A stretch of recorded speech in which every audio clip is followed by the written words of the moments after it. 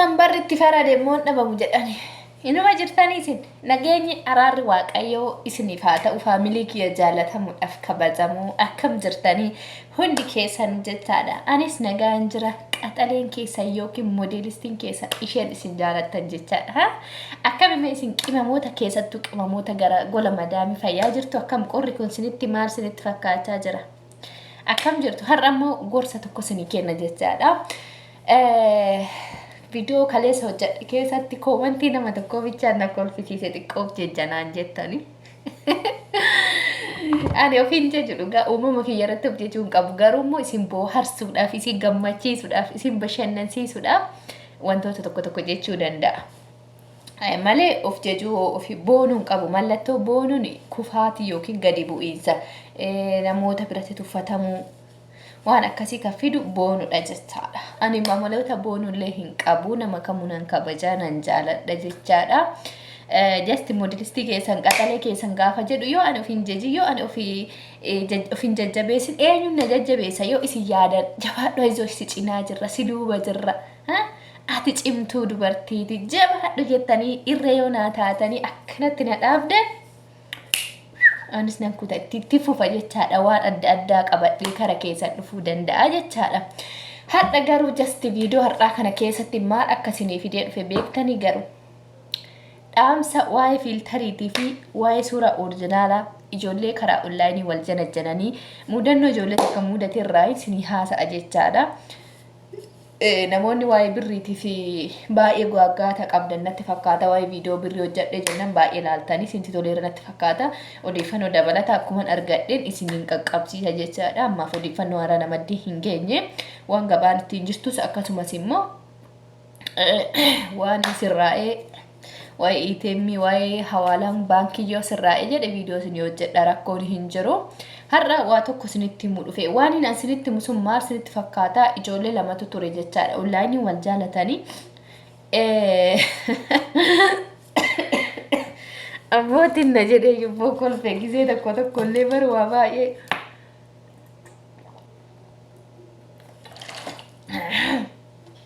maal ijoollee odoon du'ee maal jettan kolfa kana keessa. Maaltu na kolfisiise beektan yaa rabbi naa dhiisigeen waa tokko na kolfisiise inni sun maali jechuun keessan isin nafu beektanii gaaffii isinitti uumuus danda'a. Ana garuu gaaffii natti uumne maaltu na kolfisiise tokkoffaa qaama waan inni uumetti qaana'uu keenya uumama waan keenya bifa akkasii kana bareechin uume. Isa kana dhiisne isa filtarii isa fayyadamne namoonni wal janajjananii ijoollee lama jira mucaan Itoophiyaa jira isheen biyya alaa Dubaay irraa galte jechaadha. Kaza booletti eegee walii beellamanii gaafa suura takkuu orijinaaliidhaan ergiteef hin beektu takkaa guyyaa takka orijinaaliidhaan ergitee hin beektuuf. Maana qabe ijoollee dubbata.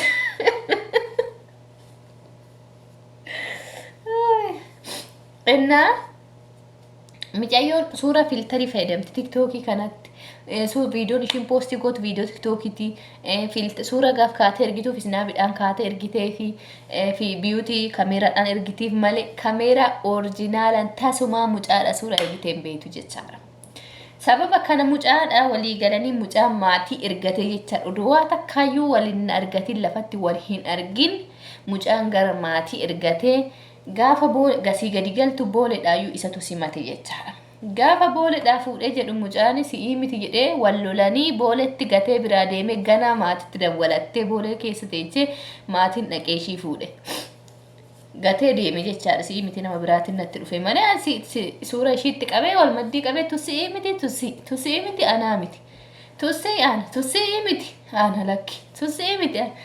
Kaza mucaaf micayyoon boolee keessatti wal dhabanii mucaan achitti ishee gatee biraa gale. Maatiyyuu dhiiste isa yaamte jechaadha.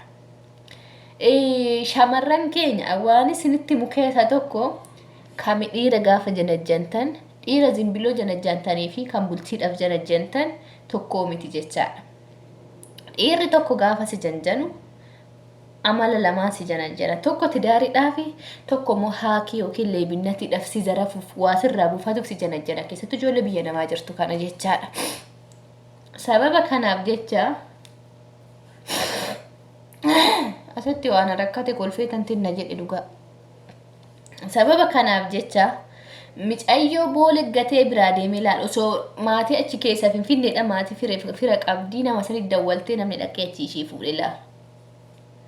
Osoo nama san qabachuu baattee maatiin ishii haga baadiyyaa irra dhaqanii boolee bira gahanitti maal akka ishii mudatu yaadanii beektu. Hin beektan. Tokkoffaa shamarran keenya waa hunduma dursitanii gaa'ilatti gaafa seentan ni kaan hidhatina. Hin hidhatina onlaayiniidhaan. Bakka yaani har'a dhayiteetti neerumtu waan ta'eef ganaa gaafa galtuutitti maaltu si muddee samaana hidhatte gaafa boolee geesse yookiin gaafa gadi biyya galtee achitti qaamaan wal agartan dhufee si laallatee si jaallatee si haa hidhatu. Waa isaniif jedhu si haa dhiisu.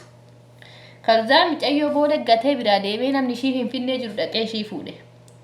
Micayyoon fiiltarii irratti nama biraa suuraadhaan jechaadha qaaman nama biraa. Waa tokko dhiifamallee naaf godhaati natti hin dubbatti natti hin aarinaati kanarratti gorsa shamarranii kennuu barbaadeeti jechaadha. Maal gorsa isiniif kenna seetanii suura orjinaaliidhaan ka'aa ergaa fi fiiltarii abadan fayyadamtanii fidaariidhaan nama itti deemuu eddan tokko suura orjinaalii ergaa fi yookiin viidiyoo dawwalaa iimoodhaanis haa ta'u misenjaraan haa ta'u kallattii telegiraamii haa ta'u karaa ta'een haa ta'u viidiyoodhaan wal dawwalaa wal laalladha. Malee suuraa isa fiiltariin kaatanii isa siif fakkaanne isa nama biraa fakkaatu isa bifa lamaa ati achirratti araba lafatti jinnii maaltu si cinqe fiiltariidhaan dhidhiixee ergita. Inde miidiyaa irratti ishii waan feete poostii godhachuu dandeessa nama biraatiif garuu abbaa manaatti daarii kee hedduuf tasumaa suuraa akkasii dhiira hin ergina. Ani sinitti me shamarran kilo ishinu amma sinitti me irra siniin darban dogongora dubartoonni keenyatti bultii dhabdu keessa tokko kanaadha. Ani ishii tana janajjanee tanaa mitii jedha. Maliif si jaallatu suura kee orjinaala si jaallatu si jibbu orjinaala si jibbu suura orjinaala ka ergi. Inuma sinitti maan dhugaa irra qabaani jiru asirratti laal.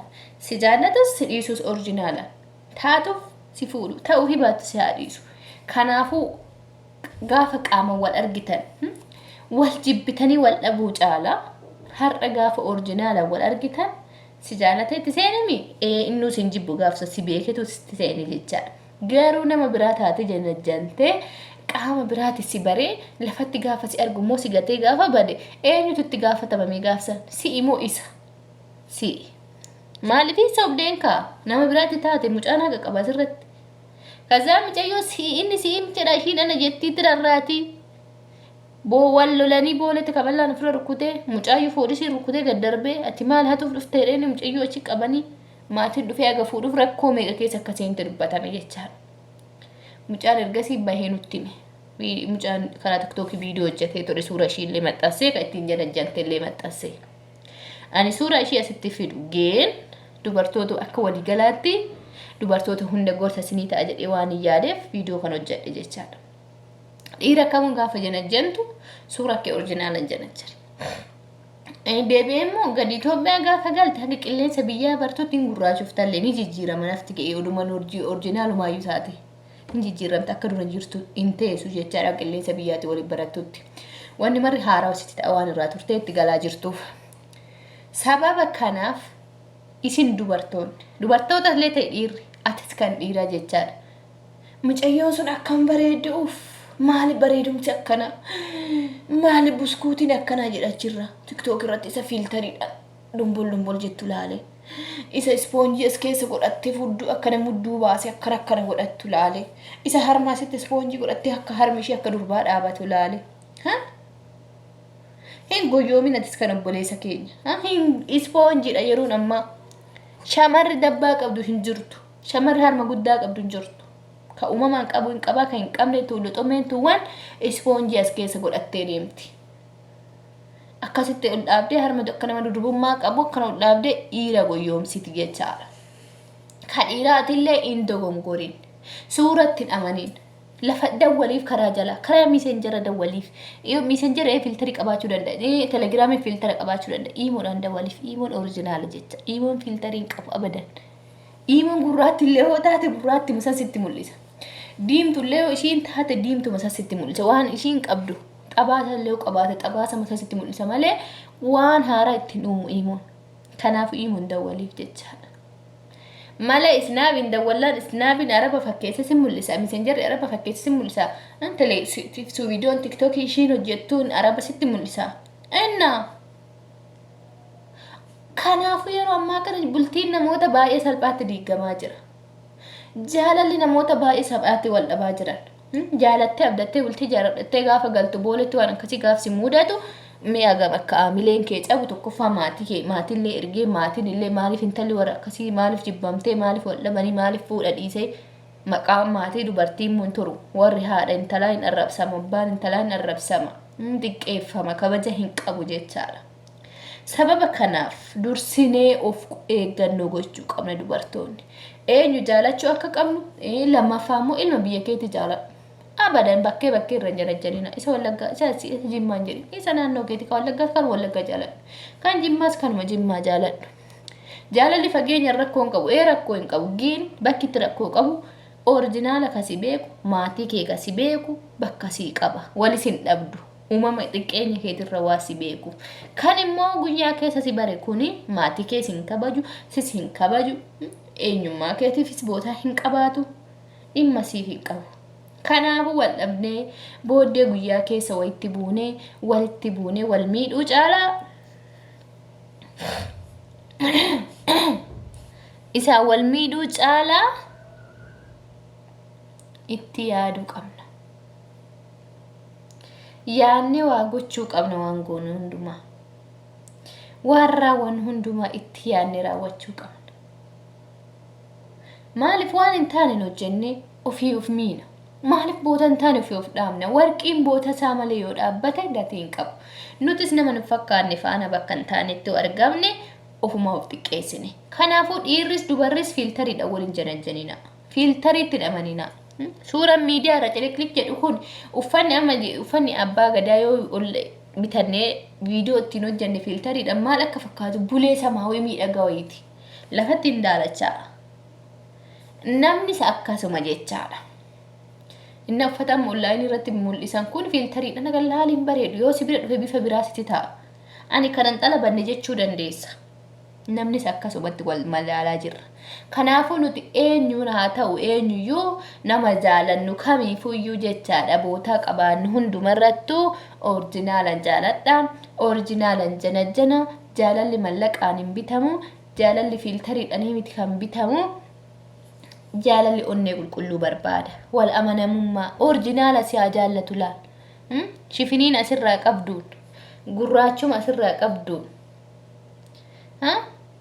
malee funyaan teelloo gabaabduu taate tanumaan funyaan dheeraas qabaattu qottuma saniin waan itti qabduun si haa jaallatu ka orijinaalitti ergi kameera noormaalidha nama viidiyoo yuutuubii yeroo waraabu kameeraa fi nuumi amma kun amma kameeraa orijinaala maalatti dabalaa maalatti hir'isa yoo biyya galee qilleensa Itoophiyaa jijjiiruu danda'a malee waan natti dabaluu kun natti hir'isu hin jiru akkanatti orgee foona jaallate na jaallachuu baate na haa dhiisu maaltu na cinqee mee maaltu na cinqee soba mee maaltu na cinqee waan jiru ofitti godheetti erga boru eenyutu xiqqaata anaa mitiire anatu arrabsamaami anatu uffatamaami ana kabajaa dhabaami anatu namaa gadi ta'aami sababni hoo sababni soba waan sobeef waan hin jirre waan hin qabadhe dhiyaadheef kanaaf shamarran keenya of eeggannoo haa goonu waan raawwannu kamuu keessatti of eeggannoo nu haa barbaachisu shamaras ta'e dhiira atis ka dhiira dawwaliif misenjaraan himuudha malee online calliste akkamitti osoo maalummaa ishiin bariin isa fiiltariirra intalli beluusun akkam bareeddi fuudhuun qaba jedhee karoorfata gawwichi gaafa bira dhayxe ishiin tabiraa inni hin baqata ishiin hin baqatti wal baqatu dhufa jaalalli immoo akkanatti miti jaalalli kan dhugaadha waan ati qabduun kan si jaallatu kan gaafa ati dhukkubsatte si faana ta'u kan gaafa ati rakkatte si faana ta'u kan gaafa ati duute si boo kan gaafa ati beelofte si wajjin beelamu kan gaafa qabda waliin nyaattanii gaafa dhabe immoo si gatee baduu miti gaafa ulfoofte daamis raggatee baduu miti jaalalli aarsaa barbaachisa namoonni baay'een oluma kaane jaalala gaafa jennu caal'ifnee itti of darbina jaalalatti jaalala jedhan jaalala online kun silaa tole hundumatu wal janajjana hundumatu wal gaafata hundumaa wal fuudha Sijammaree namoonni baay'een immoo bakka umriitti wal dhabaa jira. Isiin ijoollee keessattuu dubartoonni ilmoo qabdan as dhuftanii abbaa manaa keessaniin gargar baatanii dhiira biraatti gaafa heerumuu heddan itti hima. Tokkoffaa gaafa gaafii jaalalaa si dhiyeessu ilmoo jaalala keessa hin seenin osoo miira hin taane keessa wal seesiftanii maatii ergachuu bira hin gahin ilmoo akka qabdu itti yoo ilmoo keessa faana si jaallate si haa jaallatu.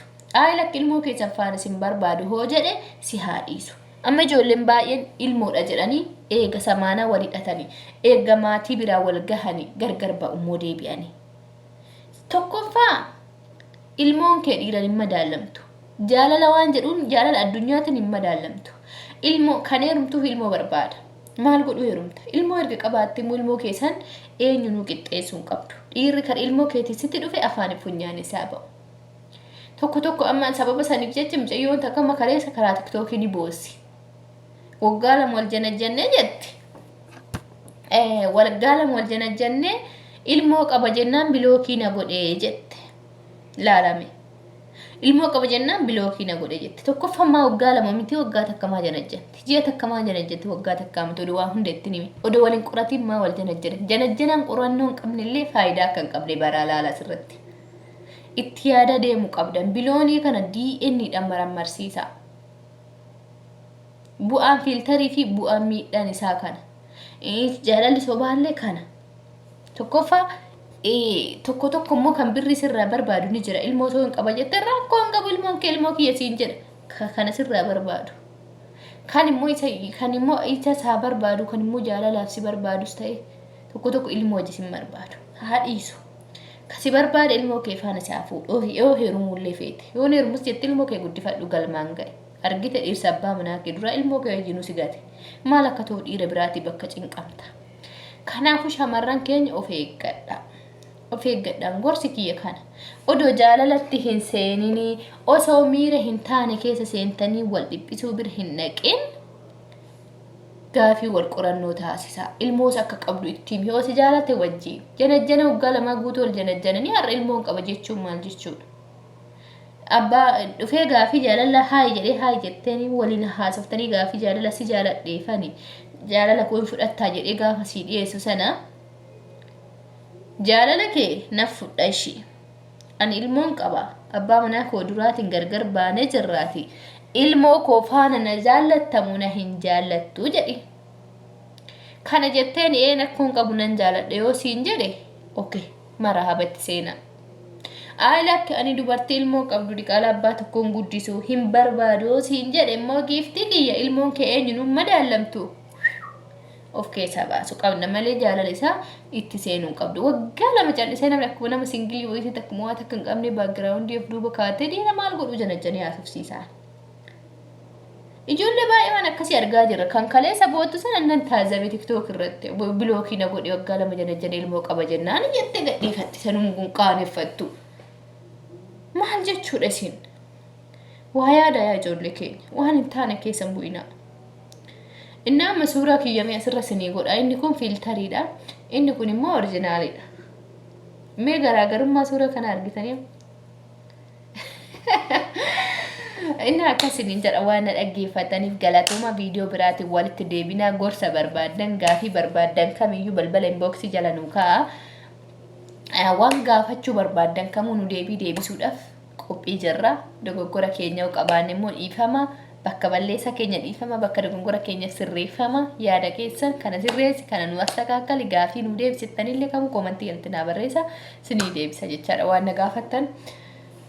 Itti yaada shamarran keenya waan akkasii hin hojjetina warra dhiirallee itti yaadi kana mara waan ciao viidiyoo ittaan irratti immoo waan isin jaalattan waan isin feetan isinii qabadhee dhufa inshallah ammaaf turtii gaarii.